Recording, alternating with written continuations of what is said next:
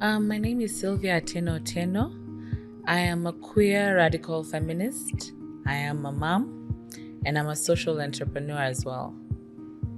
Yeah, I was raised at the coast, but I moved to Nairobi around 6 years ago. And I learned my feminism in my early 20s. And I usually tell people that feminism saved me because of the relationships and just how I grew up and how feminism opened my eyes to freedom, to liberation, to community, to radical care, and so many of my aspects that I practice right now and that I even imprint on my son. So that is just a bit of who I am.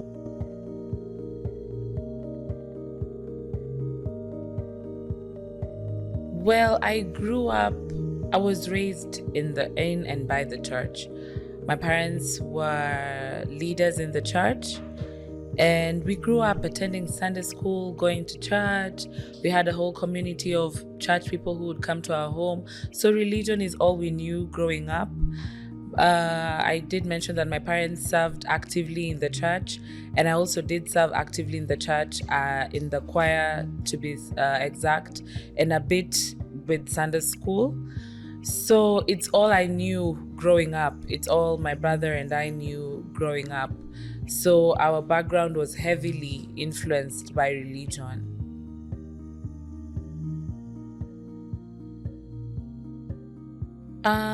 So growing up, and especially the time around when I started being honest with myself about my sexuality, I really struggled with religion. First of all, even coming out to myself was a very big issue because I was constantly fighting between what will God think of me, what will the church think of me, what am I doing, is it right, am I sinning, and constantly being in fear of going against what we were being taught in church. So it was a whole battle for me. But I feel like once I moved to Nairobi, I found a community of queer persons, and it was easy for me to just accept my sexuality and who I am. But then there was again this big question of, but you still want to serve in church, you still believe in God. How is this? Are you fighting against, what you've grown up knowing all this time? But I feel like the message that I really heavily pick up from the church is about love, and especially about God, and this understanding that I have of Him is that love, He is love. And I feel like me existing all these years and all the things that I have gone through and still surviving through them, it is because of the love that He has for me. And this love takes me as I am. So I feel like that is how I relate with Him. And that is how I've been able to even accept myself as a queer person. And that is how I'm able to still interact in and with the queer community and still have a religious life. I pray, I go to church, I share the word of God with my son. And so I actively know that this is what I believe in. And I feel like for me, it doesn't take away from my feminism. It doesn't take away from the fact that I'm a queer person. It's just someone who I choose to believe in a higher being, and that is, God.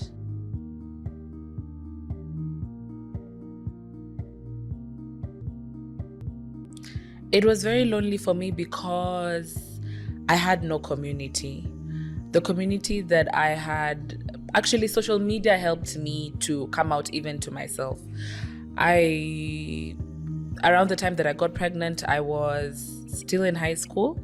So for some time, I did not, go to school. I was home while I was, waiting to give birth and all that. So social media, I went on I was a lot on social media because I was idle and I was at home. And I found a community of people who are very vocal about their sexuality. But I couldn't just directly go and start engaging with them. So it was very lonely for me because I knew who I was and I knew what I wanted. I just didn't have anybody to share it with, especially now that I was isolated, waiting to give birth. So I feel like coming to Nairobi and seeing how feminism shaped queer persons is what allowed me to gain sense of community. But initially it was very lonely. I didn't know what this meant, and I was also, as I mentioned, battling with my religion, and it was a very lonely experience for me. And I think over time is when I started gaining sense of what community looked like in regards to me being a queer person, and I started making friends, and I started, joining movements and all those sort of things. But initially it was a very lonely experience, and I feel like even until now there is that sense of loneliness, especially existing in like my religious family, yeah.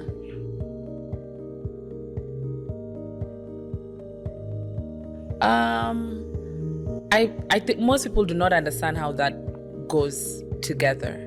Most people don't understand how you can believe God and how you can be queer at the same time. And I feel like the church itself is very quick to judge us. I was reading something about clobber verses, which are verses that the church uses to attack queer persons and to constantly remind us that, you're a sin, what you're doing is very wrong.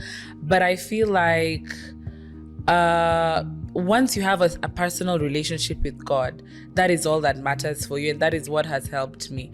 Because I cannot go and serve in ministry in churches and be very vocal about being queer and even being a feminist.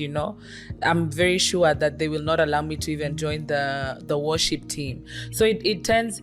I've found that I have to water down my queerness to exist in the religious space, especially the church, because as human beings, they tend to be very quick to point fingers and remind us like, what you're doing is wrong, you're not supposed to exist in the church, leave alone in places of leadership in church.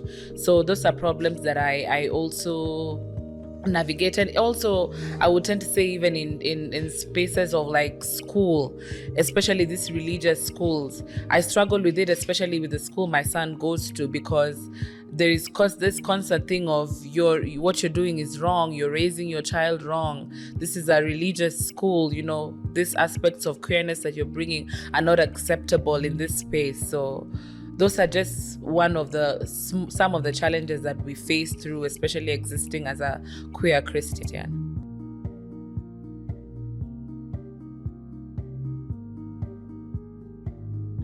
I honestly usually believe there is really not much to tell them, but I also do understand that may be coming from a place of privilege, because I once I realized who I was, I just walked with it and I chose to not listen to what anybody says. But I feel like if you're very intentional on gentle and honest and real parenting, who your child is should not affect anything. You should supposed to just love your child the way they are. It does not take away from the fact that this is somebody who you took care of in your tummy and is now growing up to be a respectable person on society. The queerness does not take away from the fact that they're your child. Whether you like it or not, this is the person that they are. So I feel like if we are being very intentional with our parenting, some things like those are not things that you should be focusing on. Those are things that you should be even speaking with your child, speak love and blessings over your child, and let them know that you should not struggle with who you are. Because the worst thing is having a parent who is not understanding on who you are. So you have to go behind the back and try and navigate your queerness alone. And that loneliness is very unfair when you have a parent who is there to take care of you. So I feel like as parents, we need to learn to embrace our children regardless of who they are. Just because this child has been placed in your care does not mean that you're able to determine their future and who they grow up to be. So if you're being very intentional, I just honestly feel that the love is the greatest thing that you can give your child, because they're also navigating a very scary space, especially being queer and existing in Kenya. So if you're very harsh and rough, or what you're doing is wrong, or you're a sin, you're making it very hard for your child. And this is how children end up having very disconnected relationships with their parents.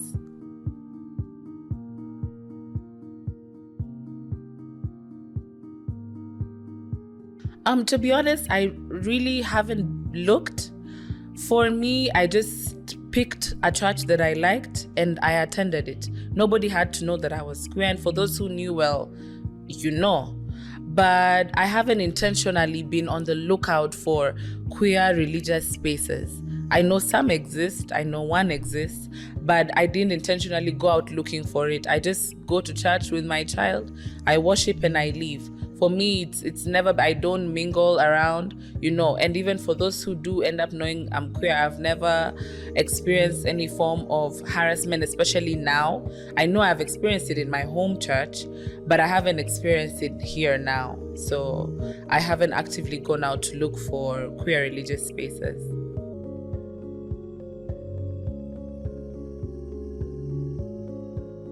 There's a song called Uncharged, and in this song the writer says, I'm just trying to get to the altar to worship God, but the church is judging me for how I look, the church is judging me for how I've dressed, the church is judging me for the things that I've said. So the guy says, I'm trying so hard to get to the altar to serve God, but I can't do that because everybody else is throwing me back, everybody else is telling me that I don't look like God. I feel like what makes church and what brings us together is the love of Christ.